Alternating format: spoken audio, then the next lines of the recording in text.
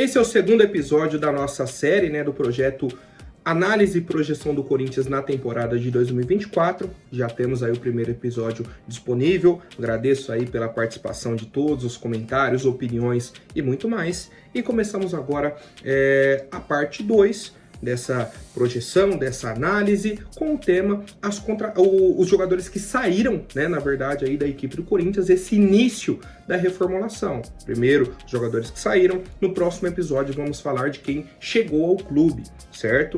E aí temos algumas influências, algumas vendas que foram da gestão passada, da gestão do Írio Monteiro Alves, tá? Mas que também traremos aqui para a gente entender a quantidade de jogadores, as posições, os atletas que deixaram o clube e quem seguiu para a temporada de 2024, tá?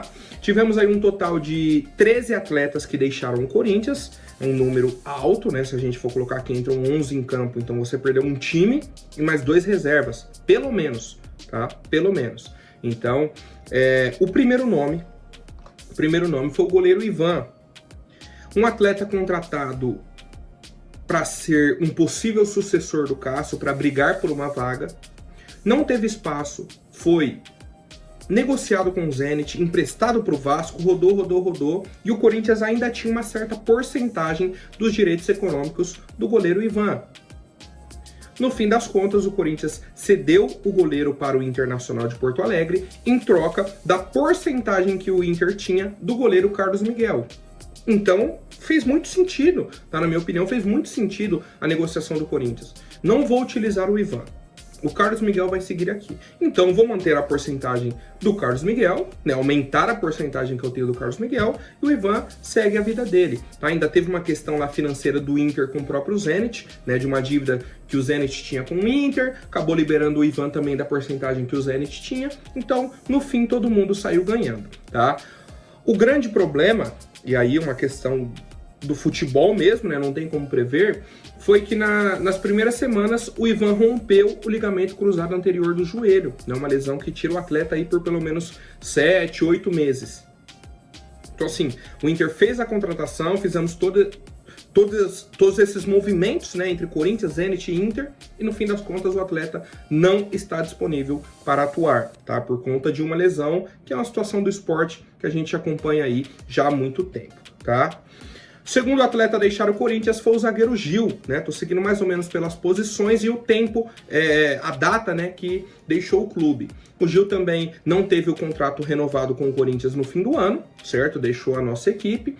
É um zagueiro aí que está com 37 anos, foi para a equipe do Santos, titular absoluto, tá? Fez um bom campeonato paulista, que o Santos foi vice-campeão. Iniciaram bem a Série B, né? As duas competições que o Santos tinha, Paulistão e a Série B, não tinha Copa do Brasil, não tinha Sul-Americana, nada, certo? Inclusive é um problema essa questão de poucas competições, certo? Para a questão financeira e tudo mais, mas o Santos seguiu, fez a contratação do Gil, e foi até um problema pro Corinthians, num primeiro momento, porque o Gil começou dando certo lá. E aí já vira aquilo, mas tá jogando bem lá e pro Corinthians não serve. O problema é que depois dessa boa fase, desse bom início, caiu de produção. Não só ele, como o time do Santos. Certo? Então, quando tá dando certo o jogador fora do Corinthians, meu Deus do céu, é aquela loucura. Ah, mas aqui não jogava, lá tá jogando. Ah, mas pro Corinthians não serve, olha como que ele tá atuando. Só que quando o cara começa a ir mal, não só o atleta em si, né? Aqui uma análise sobre a equipe do Santos também, aí acaba isso. Aí dá paz pro Corinthians. Enquanto o Gil não oscilava no Santos, ele era uma sombra para as contratações que chegaram, tá? Outro que deixou o clube foi o Bruno Mendes, né? Numa negociação assim, o Corinthians queria renovar o contrato dele, queria. Ele bateu o pé, segurou até a reta final e deixou o Corinthians de graça. Não teve nenhuma compensação financeira, encerrou o contrato, foi de graça, que ele queria porque queria jogar no futebol europeu. Bruno Mendes se transferiu para a equipe do Granada, foi disputar o Campeonato Espanhol e tudo mais, e foi rebaixado como lanterna do Campeonato Espanhol. Tá? Então ele teve aí 6 meses no Granada, o time não conseguiu desempenhar, foi rebaixado, né? E aí a gente está acompanhando as novidades de mercado da bola. Existe a possibilidade de ele retornar ao futebol brasileiro, ao futebol sul-americano, mas no momento é isso. Tá? Era um jogador que o Corinthians gostaria que continuasse, que era um jogador jovem, né? 24 anos, jogava como zagueiro, como lateral, era um cara importante para se ter no elenco.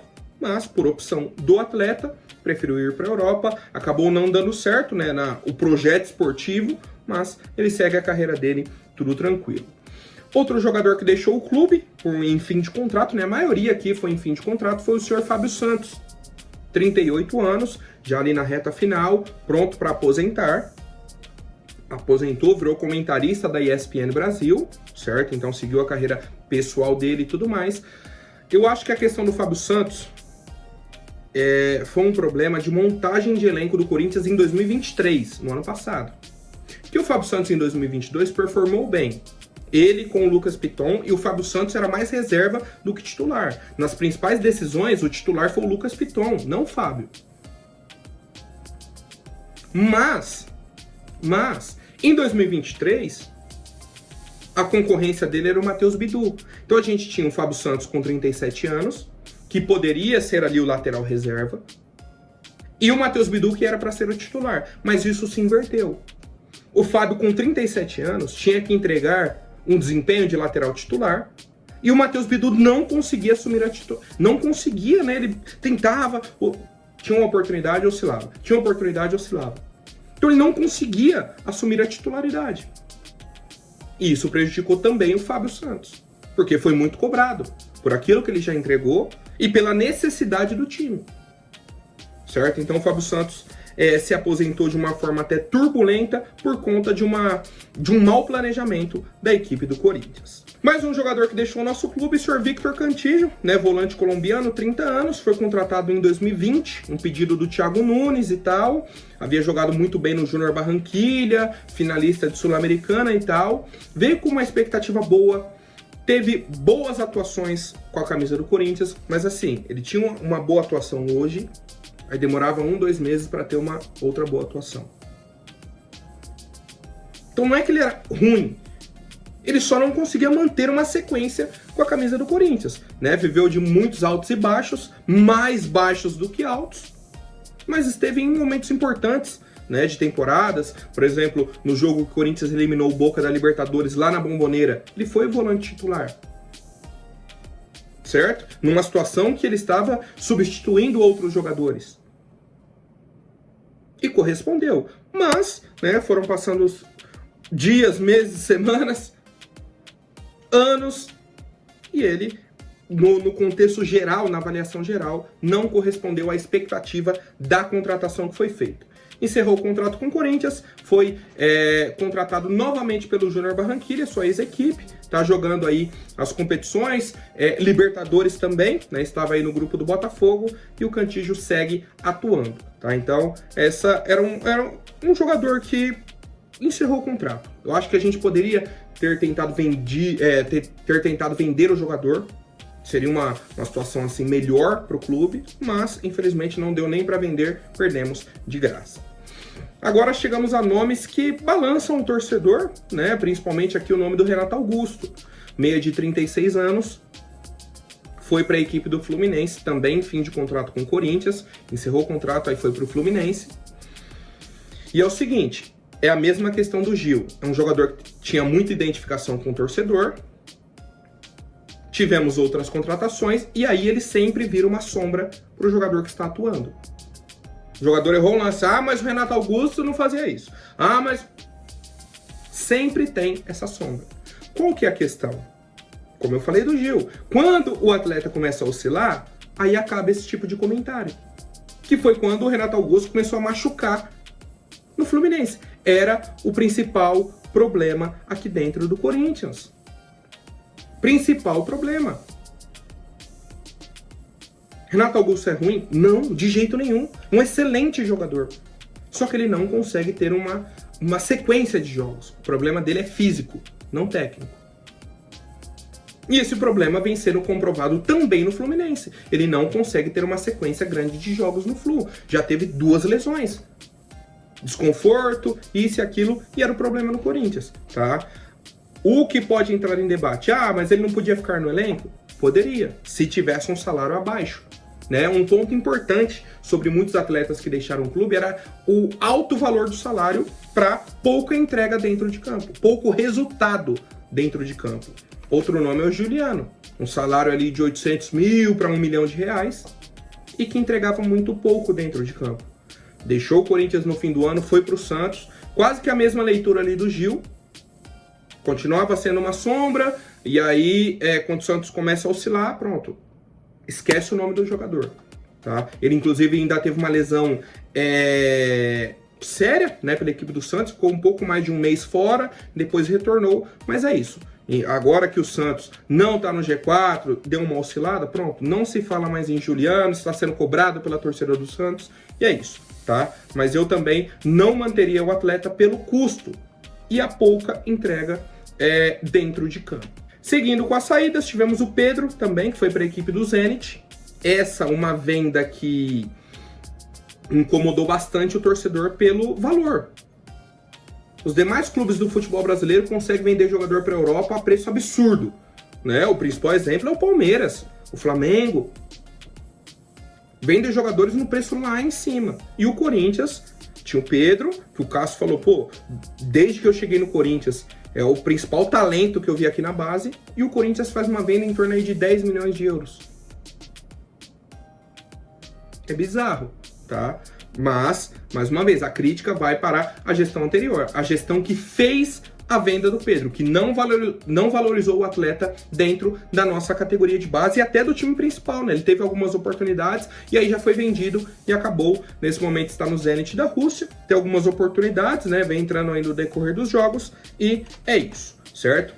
Outro jogador que deixou o Corinthians no setor de ataque foi o Rodrigo Varanda. Ele teve altos e baixos aqui dentro do Corinthians e, na verdade, mais baixos, né?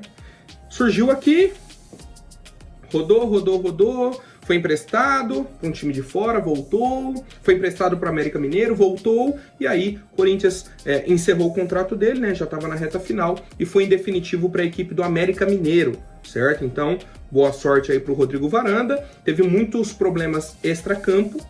Eu acho que esse foi o principal ponto assim que atrapalhou o Rodrigo Varanda.